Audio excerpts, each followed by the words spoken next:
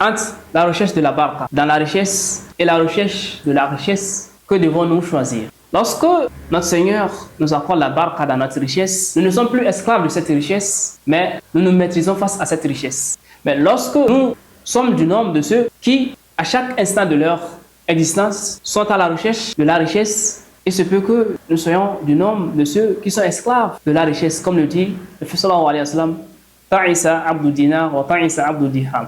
Comment commencer notre journée avec baraka? Commencer notre journée avec baraka revient à ce que Allah, lorsqu'il sera en train de faire son biofeedback, puisse programmer, puisse déterminer les objectifs qu'il souhaite atteindre le lendemain. Après avoir mentionné, énuméré, cité ces objectifs qu'il souhaite accomplir, il se doit de ne pas rater deux rendez-vous importants dans la vie de chaque entrepreneur. Le premier rendez-vous, c'est le rendez-vous entre lui et son Seigneur. C'est le rendez-vous où le Seigneur descend d'une descente, une descente qui tient à sa grandeur, où il interpelle ses croyants, ses fidèles, qui va me demander pour que je lui accorde, qui va m'implorer pour que je puisse le répondre et qui va me demander le pardon pour que je puisse le pardonner. Ce rendez-vous est connu par tous. C'est le rendez-vous du dernier tiers de la nuit, où notre Seigneur sera au premier cieux présent pour nous écouter. Et là, l'entrepreneur se doit d'honorer ce rendez-vous avec son Seigneur, d'exposer ses difficultés, ses challenges à son Seigneur, de converser avec lui, sans intermédiaire,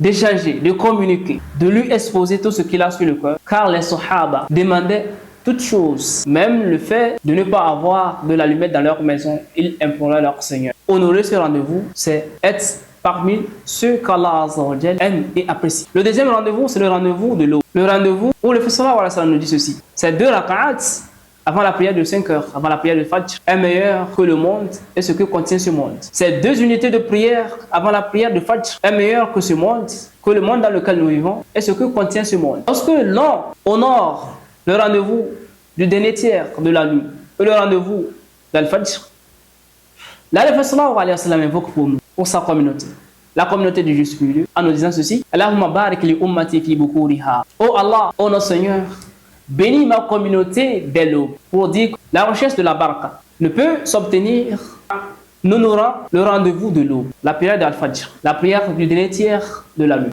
Lorsque l'entrepreneur a honoré ces deux rendez-vous, selon sa capacité, si cet entrepreneur est marié, alhamdulillah, avant de sortir de chez lui, il se doit, selon l'éducation qu'on l'a inculquée, selon l'éducation qu'il a héritée, de dire au revoir à sa femme. Dans notre culture, lorsque le mari dit à sa femme, Madame, je sors, Niemosa.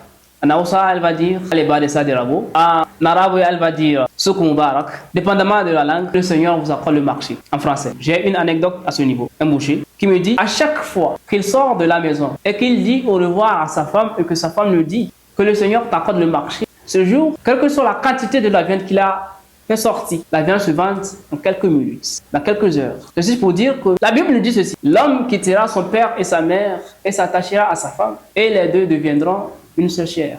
Le pouvoir de la parole, le pouvoir de la femme, ou bien de celle que vous avez choisie comme femme, comme mère de vos enfants, a une importance capitale sur le plan spirituel que physique. Lorsque votre femme invoque à votre endroit, cette invocation est entendue immédiatement. Sur le chemin, pour se rendre au service, pour se rendre à son magasin, pour se rendre à sa boutique, s'il a les capacités, s'il a les moyens, il est conseillé de faire quoi? Ce que nous appelons Sadaqa ou Sara. Car chaque jour, deux anges descendent et invoquent en ta faveur ou en ta défaveur.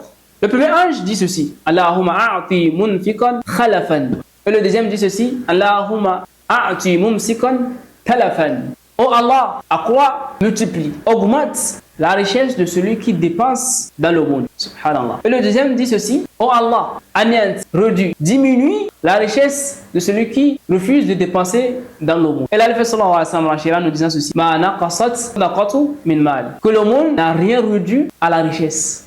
Bal yazid, mais augmente la richesse sur le plan spirituel. Il est très important pour l'entrepreneur, lorsqu'il se rend à son bureau, pour le commerçant, lorsqu'il se rend à sa boutique, de faire de l'aumône pour pouvoir ouvrir certaines portes. Ces aumônes permettent à ce qu'il puisse ouvrir des portes de protection à sa personne pour ses activités. Ces aumônes lui permettent de pouvoir ouvrir les portes du marché. Ces aumônes vont permettre à ce qu'il puisse ouvrir les portes contre les attaques.